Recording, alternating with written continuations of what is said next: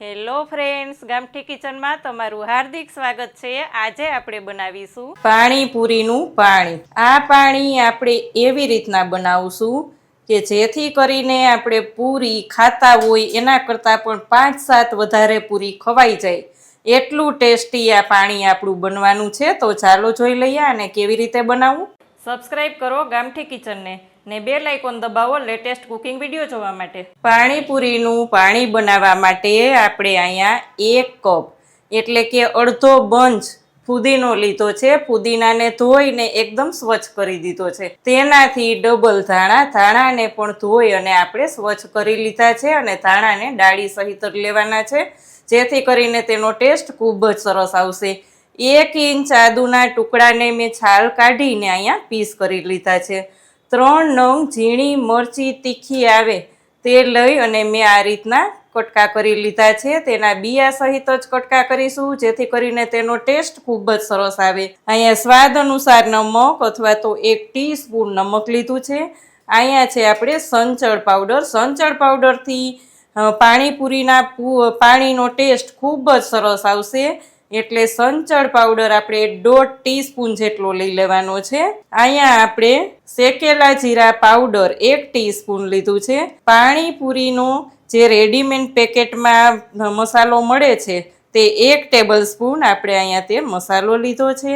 2 table spoon ખાંડ અને 1/2 લીંબુનો રસ છે। લીંબુનું પ્રમાણ થોડુંક વધારે રાખવાનું છે જેથી કરીને ખાટું અને તીખું પાણી હોય તો ટેસ્ટ એકદમ સરસ આવે। તો 1 મિક્સર જાર લઈને આપણે આ બધું જ તેમાં લઈ લેવાનું છે। અહીંયા આપણે બધું જ લઈ લેવાનું છે। લીલા ધાણા, ફુદીનો, જો ફુદીનાની સિઝન ના હોય તો ફુદીનાનો પાવડર પણ લઈ શકાય છે પણ ફ્રેશ ફુદીનાનો ટેસ્ટ તો કંઈક અલગ જ લાગે એટલે જ્યારે પણ પાણી બનાવવાનું હોય ત્યારે ધાણા અને ફુદીનો લેવાનું રાખવાનું જેથી કરીને એકદમ ફ્રેશ હોય અને તેનો ટેસ્ટ ખૂબ જ સરસ આવે। અહીંયા આપણે બધું જ લઈ લીધું છે। સાથે જ આપણે તેમાં બધા જ મસાલા લઈ લેવાના છે।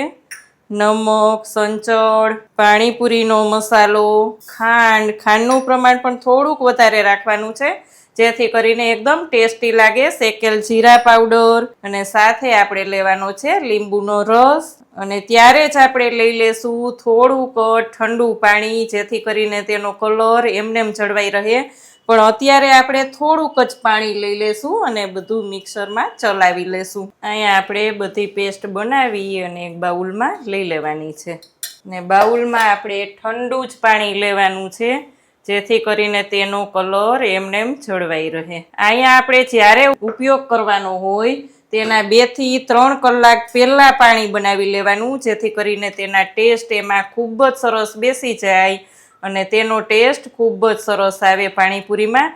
અહીંયા તમારે જો ગાળવું હોય તો ગાળી પણ શકો છો પણ હું ક્યારેય પાણીને ગાળતી નથી જેથી કરીને તેનો ટેસ્ટ ખૂબ જ સરસ આવે અને આ જ સ્ટેજ ઉપર તમારે ચાખી લેવાનું કે કાંઈ નમક, સંચળ પાવડરનો કે ઉપયોગ વધારે કરવાનો હોય તો આ સ્ટેજ ઉપર વધારે કરી લેવાનો।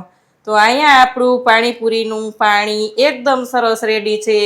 જોઈને જ પાણીપુરી ખાવાની ઈચ્છા થઈ જાય તેવું આપણું પાણી મસ્ત રેડી છે ફ્રેન્ડ્સ। તો તમે ક્યારેય આ રીતે પાણી બનાવો છો કે નહીં કે તમારી મેથડ કાંઈ અલગ છે કોમેન્ટ કરીને મને ચોક્કસ કહેજો। કેવી લાગી આજની રેસીપી? જો સારી લાગે તો વિડીયોને લાઇક કરજો, શેર કરજો, ચેનલમાં નવા હોય તો સબસ્ક્રાઈબ કરી બેલ આઇકોન પ્રેસ કરજો। આવજો ફ્રેન્ડ।